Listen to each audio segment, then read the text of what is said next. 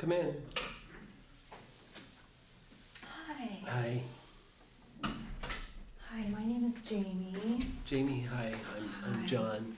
I'm here to speak with you today, John. Yeah. So, what brings you in today?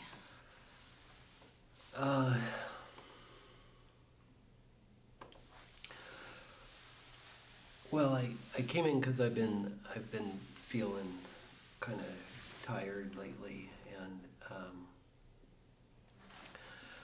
I don't know, maybe a little bit sad or something, and I don't really know why. And I am. It seems like I'm spending a lot of time by myself and stuff that I normally like to do. I just can't get up the energy to do. And it's not, I'm not suicidal or anything like that, but I just, I've gotten in this mood and I just can't seem to snap out of it. Okay. Do you live alone? Yeah. Okay. How long have you been living by yourself? Oh, most of my adult life I've lived by myself, yeah.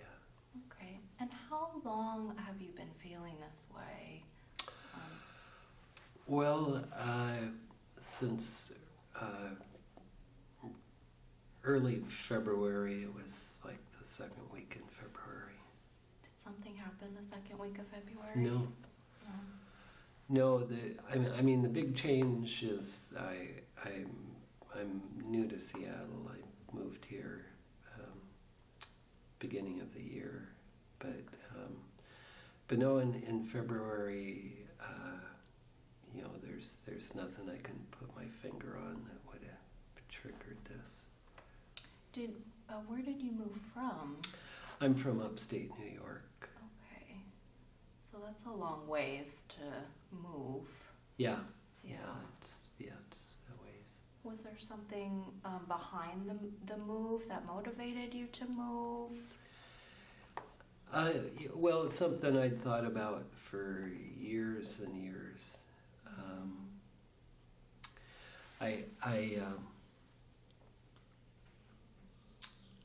Right after I got out of college, kind of my graduation present to myself was I had a motorcycle, and I'd always wanted to travel around the country. And so the day after graduation, I hopped on the bike and headed west, and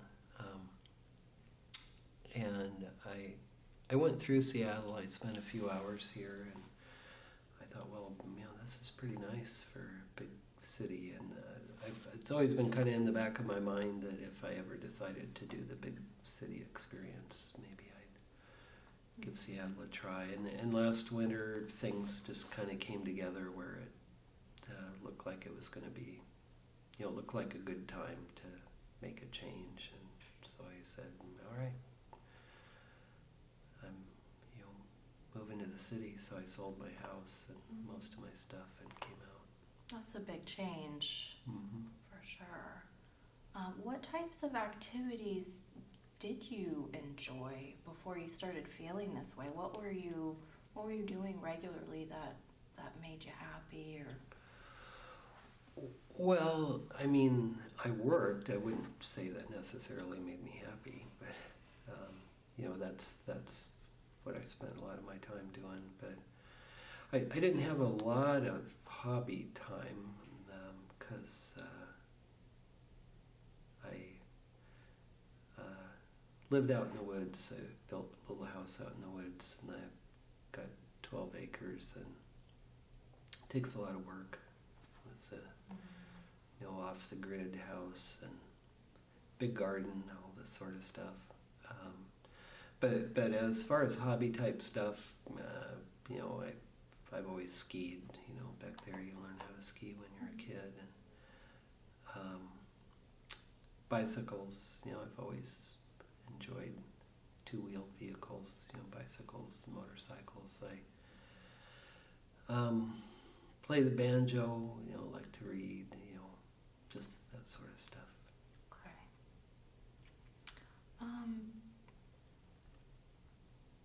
Do you have any social supports out here in Seattle, or are you kind of just out here on your own? Yeah, I didn't. I moved out here not knowing anybody. Okay. Okay. Sometimes,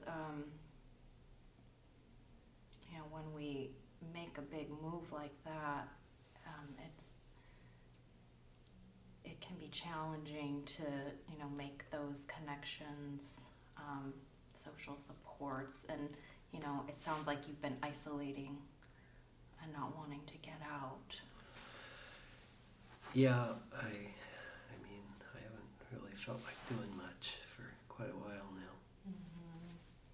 Have you experienced depression before in the past? As an adult, nothing like this. No. On a typical day, what did you do yesterday, for instance? Oh, typical day, I don't do anything. No. I mean, there are times I don't even put my, outside clothes on because I know I'm not even going to leave the apartment. So yesterday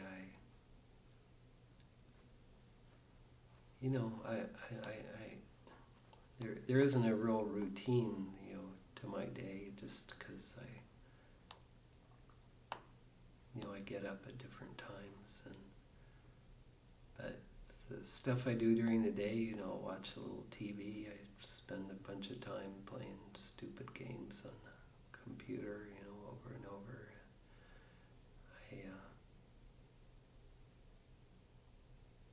I've been taking a lot of naps. I don't do very much. No. So are you not working right now? Correct, yeah. Okay. So are you retired, or do you intend to look for work? Eventually, yeah, I'm kind of in a position where I can coast for a while, but not forever. And no, I'm not retired, but I'm not gonna. I don't want to be looking. I don't feel like looking for work, and I wouldn't be able to do a very good job for anybody, until I kind of get back to normal. Mm-hmm. Okay. What types of goals do you have besides looking for work again and getting back to your usual self? What do you see for yourself in the future? Oh, I don't know. I mean, I'm not a big goal type person. Other than those things, I mean, getting back to feeling like myself is the most important thing for me right now. Okay. So I'm hearing there's a lack of structure in your day, and you're staying home and isolating a lot, and those certainly can contribute to just feeling down. Like, I hear what you're saying. Have you thought of possibly just picking maybe one activity a day? Because what I'm hearing is you need to push yourself, simply taking a walk or something like that. Or going to bed every night at 10 o'clock or something like that. Have you noticed the lack of routine contributing? Well, yeah, but I don't want to climb into bed if I know I'm not going to go to sleep, and that's the case a lot of the time. And I don't have any problem thinking about stuff to do. It's not like little kid saying, Mom, I'm bored. It's there's no end to stuff to do. It's just can't get up the energy to do it. Do you this question, some people can get sensitive, but do you use any substances at all? Drugs, no. This is kind of interesting. Part of what's going on now is every evening I'll have a couple drinks, 2-3 drinks. I come home from work, I get cleaned up, sit down, and it could be anything. I could have a cocktail or beer, a glass of wine, whatever I'm in the mood for. And in the winter, and I read, whatever book I'm on then. And in the winter time, I've got a wood stove. I sit next to the wood stove. And summertime, I've got this screened-in porch, keep the bugs out, and I'll sit out there. And that's my favorite part of the day. I really enjoy that. And now I'm not in the mood to drink at all. So since this started, I went from 2 or 3 drinks a night to now, I might have 1 beer a week or something. I just don't feel like drinking. Okay. So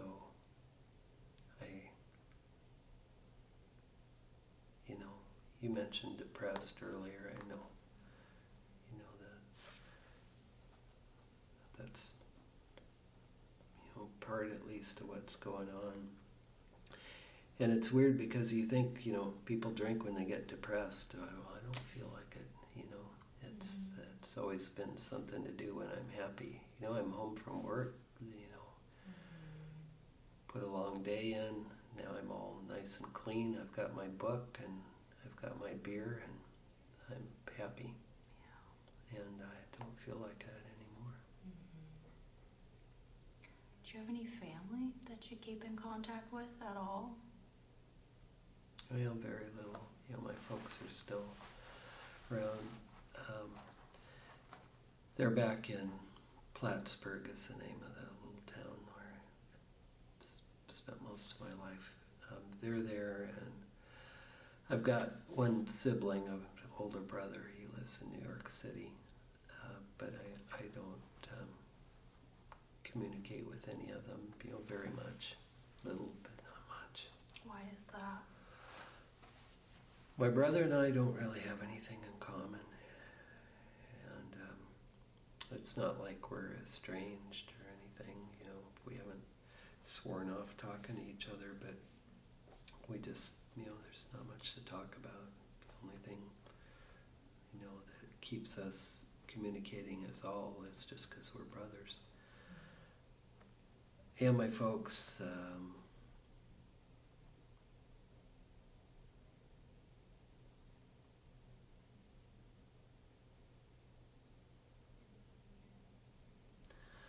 my dad's not a very nice guy, and he's mellowed out some, but he's 91. I don't think it's mellowing. I think he's just getting too old to be a jerk. So I've spent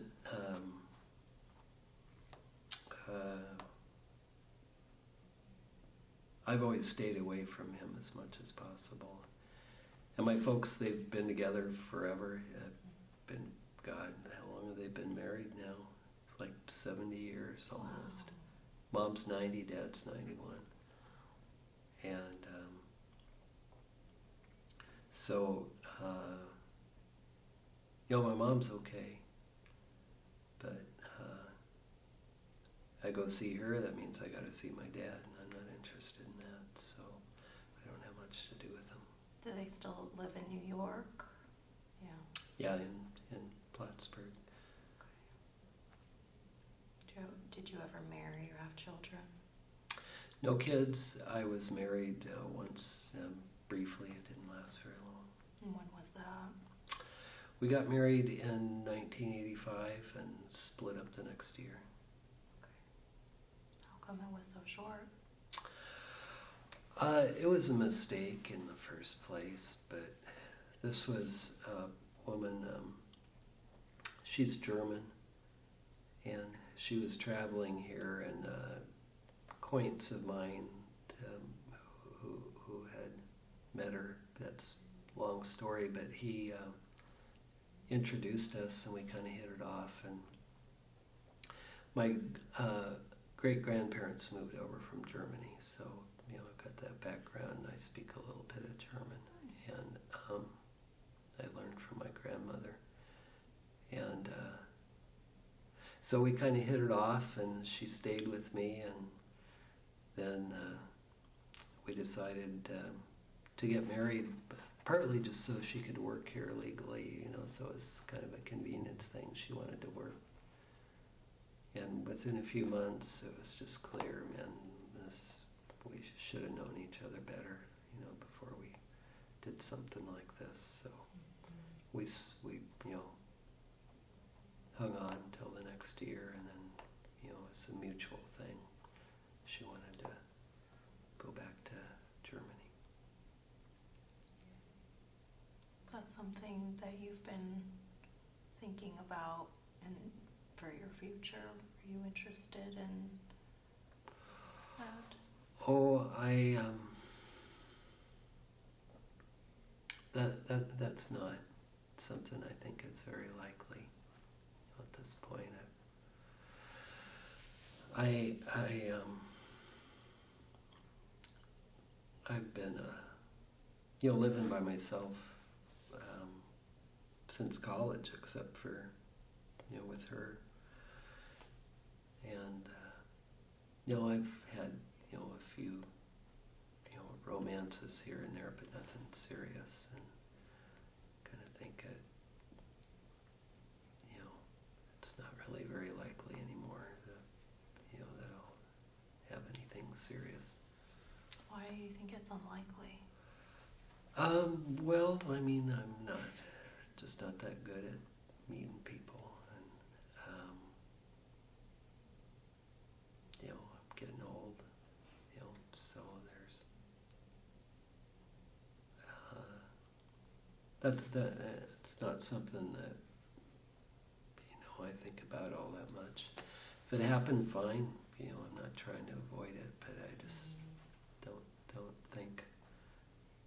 That's only with her is the only relationship I've ever had that was serious. I think I've got a lot of years of that not happening, and it's just not very likely. Well, I'd like to switch gears a little. You mentioned you're getting old. Do you have any health conditions? Nothing chronic, no. I've been pretty lucky, and until recently, I took pretty good care of myself. Got a lot of exercise and stuff, so okay. I don't feel so hot now, but I've always been pretty lucky and pretty careful, and so I've got a back issue, but most anybody who my line of work is going to end up with a back issue. What kind of work do you do? I've worked as a carpenter for most of my life. That's hard work. It is hard work, and I've gotten more and more careful as I've gotten older. And I'm not a big beefy guy, so if there's stuff I just don't tackle at all. What kind of back issues do you have? Oh, I screwed up my back when I was a teenager, just doing stupid stuff. And every once in a while it goes out, and I'm laid up for a while. But it's debilitating, but it's nothing serious. And so. Does the back issue, do you think, does that have anything to do with how you've been feeling since no. February? Okay. No, and it's it's been bothering me more, mainly because I've just been laying around too much. That's not good for it, but it hasn't gone out, since I moved here. That's not part of it. What kind of exercise did you enjoy when you were exercising? Well, I've never, been a gym person or anything like that. Just working carpentry, I got a lot of exercise.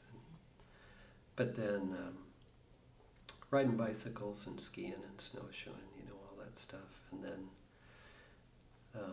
taking care of my place. It's a lot of work, a lot of gardening is supposed to burn a lot of calories, and every year I had a great big garden. And so it's not, I don't work out. I don't really, I never really needed to. Do you have a garden now, or was that? Oh, no. That was back then? No, I'm in an apartment, and now there's no garden. Are there any places to walk near your apartment? Oh, sure. Yeah. Yeah, I kind of picked, I'm up on Capitol Hill, and that's part of the reason that I chose that location. I wanted to be somewhere where everything I needed was, I could walk to. Mm-hmm. That's kind of new to me, because living out in the woods back home, I have to drive everywhere. Mm-hmm. Are you driving now in the city, or? I've got a car, but I don't go anywhere. It's just sitting in the garage. Mm-hmm. So when you came to Seattle, how were you feeling when you came here and arrived? What was your mental state then? Yeah, normal. Just I felt like myself, and of course, more excited than usual because the change and busy and stuff. But I just I felt like myself. I don't know. I was fine. What does your self look like? Well, I don't know.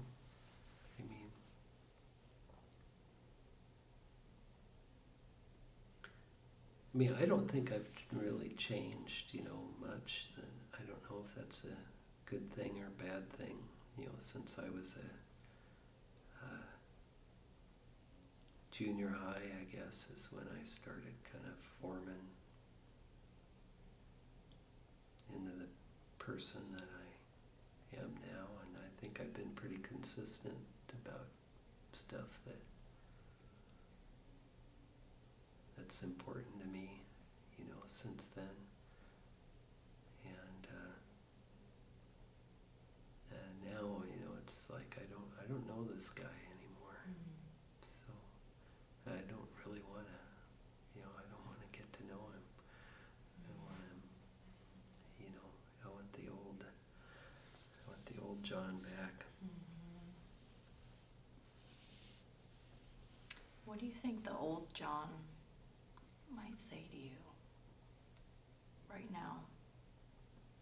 Well, I think he would be puzzled why anybody would be living like this. Mm. And I am too. I don't know why this is happening. What conditions is your apartment in? Are you keeping it clean, or?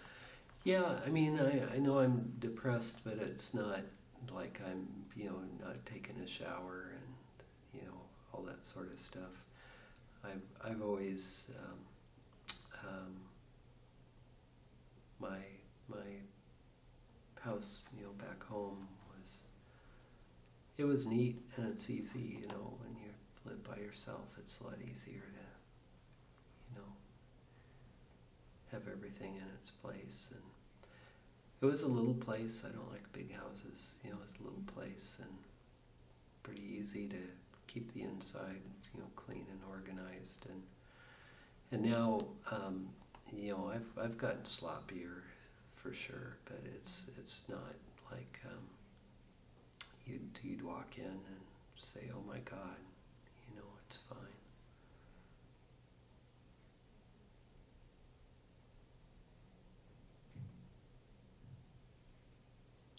Can you tell me more about, you said you stayed away from your parents, or you stayed away from your father, really. So when you were, did you leave the house at 18, I was 17. 17? Yeah. Okay. Yeah, I finished high school a little bit early. Took a lot of classes so I could get out as soon as possible. So I was able to graduate a little bit early. And I was 17. And then, then I moved out. Does your brother have the same feelings that you do about your father? Oh, yeah. Yeah. Yeah, my dad was a lot harder on my brother than me. My brother's, he's 3 years older than me, and he's gay, and when we were kids, people could tell he was different, but people didn't, peg him. Now everybody would say, "Oh yeah, he's gay." Back then, when I was a kid, I didn't even know what gay would mean or homosexual would mean. And so he got a lot of crap from everybody, including my dad. And my dad, I'm sure, he knew about, he would call them queers, and I didn't even know what he meant, when I was a kid. But he would tell my brother, don't act queer, don't be a sissy. And but I mean that was the nice stuff that my dad, said to my brother. And he caught all sorts of crap at school. So yeah, he doesn't like my dad. Yeah. No.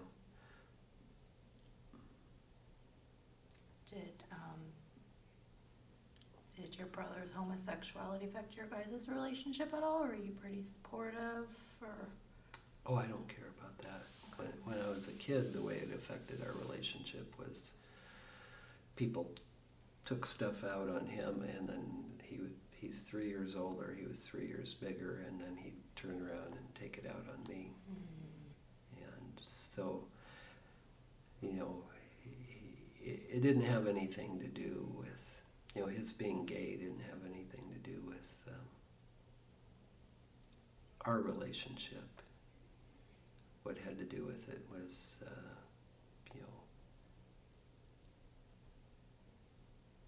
him just having somebody smaller than him, to take his frustrations out on.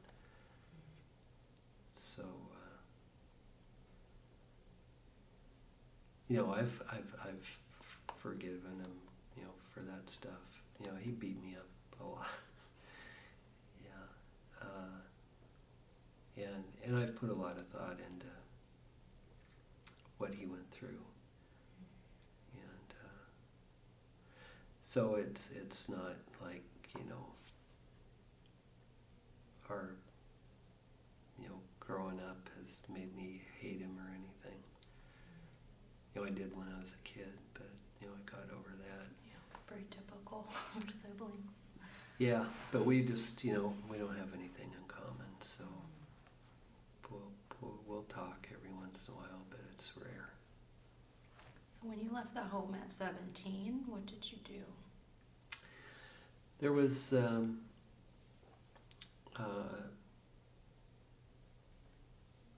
this,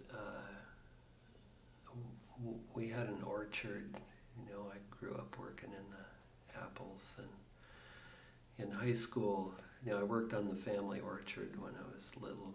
My dad, had us out there doing stuff. And I worked in this other orchard in high school because, my dad didn't pay us, but I was earning money in this other orchard, and there was this guy older than me then, he would have been in his 20s, I guess, and he had a little, mobile home, in this mobile home park, a little cheap mobile home. He went to Mexico for 6 months. He said, "Hey, you wanna take care of my place?" So I paid the lot fee, which, back then it was, I don't know, $70 a month or something, and lived in the trailer until I went to started college. And when you started college, did you remain distant from your father on a personal level? Oh, yeah. Yeah, I mean, I've been distant from my father as long as I can remember. I spent my childhood trying to stay away from him. So yeah, that's been pretty much a lifelong thing. Well, to bring it back to Seattle, when you got here, was there anything that interested you? Oh yeah. I mean, there was lots of stuff I was looking forward to. Plattsburgh is, it's not tiny, but it's not very big. It's 25,000 people, something like that. And its population is really homogenous. There's some Mexican folks who've moved in in the last 10 years or something. But other than that, it's I don't think there's ever been more than one black family in town. I was looking forward to going somewhere where there was some diversity, a place that looked a little more like the real world does than where I grew up. And when I was a kid, the only I guess I forgot about that. There was a Chinese family because there was a Chinese restaurant. That was the only food available that wasn't typical American diner stuff. And now, there's a Thai restaurant, there's a couple of Mexican restaurants, but it's nothing like Seattle, you can get everything here, so that's part of what I wanted was, to live around, different sorts of people from different places and interesting food, and I thought maybe I'd get a little culture, I'd go to an opera or something like that. Did you go to an opera? No. No, I haven't done that. That, was in the back of my mind, but I don't listen to music a lot, but I thought, maybe I would more if I was somewhere where I could hear live music. And, I went out a few times, early on, but I haven't done much of that. So, I also, like I mentioned, I think I mentioned, I'd have to drive everywhere, back home, 'cause living out in the woods. Mm-hmm. And I wanted to, stop using a vehicle more, and, that's a lot easier when you can, in the city than it is in the country. I don't know, lots of stuff. Did you feel like moving to Seattle was a disappointment, or was there something that was a disappointment? Oh, no. No, there hasn't been a disappointment. I'm disappointed in me, not in Seattle. And there haven't been, there haven't been any big, rude surprises. I haven't gotten mugged yet or anything like that. There's been some little things I didn't expect, but no, Seattle's been fine. It's me that's not fine. It's not Seattle. Well, that is all the time we have today. I need to wrap this up. I would like your feedback. Okay. Everybody has a different way of ending these. I don't know. So, First, I want to introduce myself. I am John. Okay. So I didn't make up a name. We're allowed to do that, but I didn't do it. Okay. So I want to hear first, how did that feel to you? How did it seem like it went? I have experience doing this, but for me, it was like, what happened? Like, what happened in February? You know, like, what? So, yeah, that was something, and it seemed like you were, and I didn't want to put too much pressure on that, but I don't know. I have this hunch that something happened that you are not telling me, maybe. I don't know. Or you're just depressed, or you're just you moved to a new town, you don't know anybody, and you're bored now, and I don't know. Well, so you're puzzled. I'm puzzled. And yeah, I don't know what triggered it either. So this is, a compilation of stuff. They give us a scenario and they give us kind of some guidelines, and then we fill in a lot of stuff. So everybody's story, I'm sure, is very different, though. I've never actually seen my colleagues do their shtick, so Okay. I don't know what they're doing. But anyway, we have some similar stuff, but then we fill in a lot of blanks. I don't know what happened either Okay. with this guy, and the scenario that they give us, it's depression after a move, but it's not depression caused by a move. So it's kind of there's different stuff that could be happening. There could be a physiological thing, and something that you may want to think about with this client is finding out if they're hooked up with a doctor and see about that. Who knows? Maybe that day, maybe he had a little stroke. Maybe maybe it's a thyroid issue. Who knows? So there's lots of possibilities, to kind of keep in mind. But so you're puzzled. But how did it go? Other than creating a big question in your mind. I thought it was okay.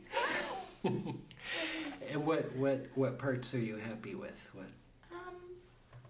I'm happy with you sharing about your childhood and the dad stuff, the family stuff, just kind of your background and some challenges you had.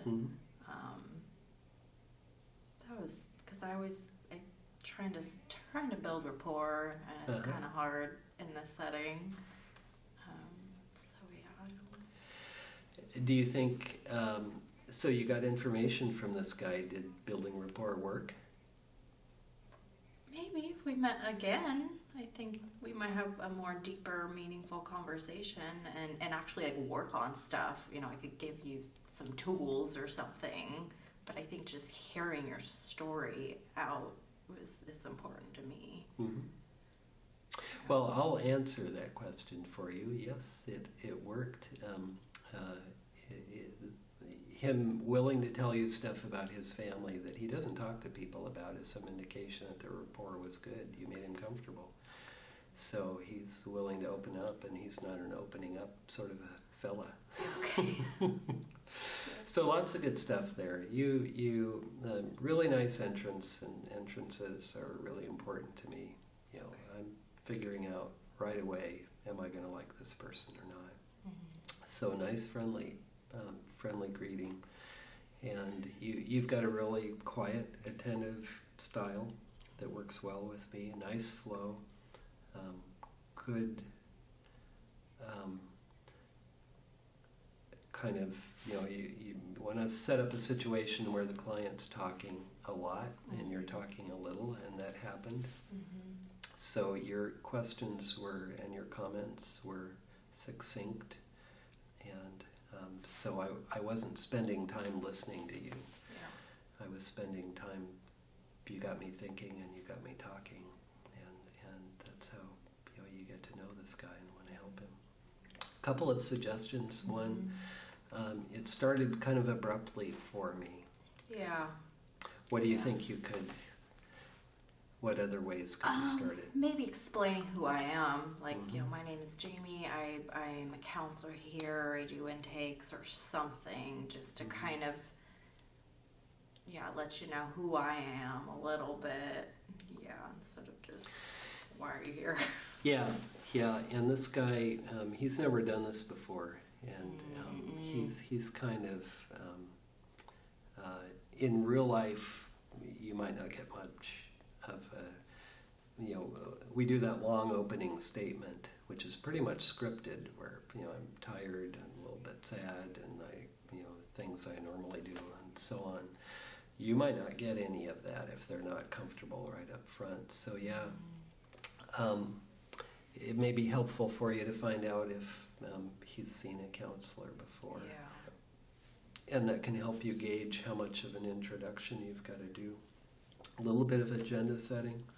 So we've got 35, 45 minutes, and since you haven't done this before, and we haven't met before, I want to tell you a little bit about how these things normally work. I'm going to ask you a lot of questions, blah, blah, blah. Yeah. And it doesn't have to be real long, or you'll bore him. But a little bit more to, give him a chance to get comfortable, and then, so what brings you in today? Yeah. There was one point, I think, did you ask me if I could think of one thing to do? Yeah, that was. And why are you making that face about that? Because it didn't feel right coming out. Like, I just know,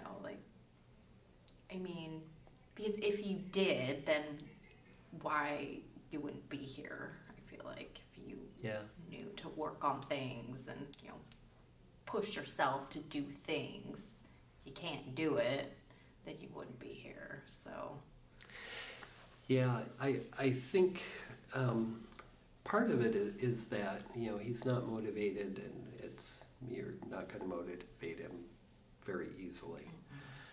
But the other thing also is, I think that this guy's just not quite ready for homework yet. Yeah. And maybe next visit, maybe visit after that. But right now, that's just kind of, man, I'm not ready for that yet. Yeah, definitely. So something to think about. And I know it's so tempting. You want to fix this guy, and you want to fix him now. Yeah. Yeah. It's not going to happen. It's not going to be quite that easy. You want to leave him with some hope, and you did that. Oh, good. And I think that's a good way to close, is kind of, so we're out of time now, and I've learned a lot from you. I'm really happy that we were able to talk, and I'm concerned about you, because I know this is, you're going through a really hard time, and I want to help. And I think that I can help you, and I think that you can get out of this. And if you're willing to come back, then we can get to know each other a little bit more, and come up with some ideas, something like that. Yeah. But it feels good to me to hear that someone's concerned about me. So that's something to think about also. How did empathy go in this exchange? I thought very well. I feel like that's a skill. There's just something that's really natural for me. How did it feel for you? Yeah, good. I could tell that you were concerned. You're very attentive, and you have an expressive face, so I can tell, from looking at you. It doesn't hurt to add a few empathic statements, like that just sounds tough. I'm sorry that you have all this to deal with now. I think that you don't want to overdo it or push people away, but a little bit of that. You don't need to do much of that, because, like you say, you're an empathic person. It just comes across from your affect. So lots of good stuff there. What is it that you normally do, that your experience? I work for DESC. Have you heard of it? I used to volunteer there at the coffee counter. Oh, great, yeah. I work at the Kerner Scott House now, but I've worked at the Morrison, the New Christ Solution Center. Yeah. Yeah, so I'm like a CSS housing case manager. Yeah, Just great. doing that. Yeah. DESC is I haven't volunteered there for years, but it's one of my favorite organizations. You should come back. We need help. There's always a need. Well, part of the reason I quit was because of this job.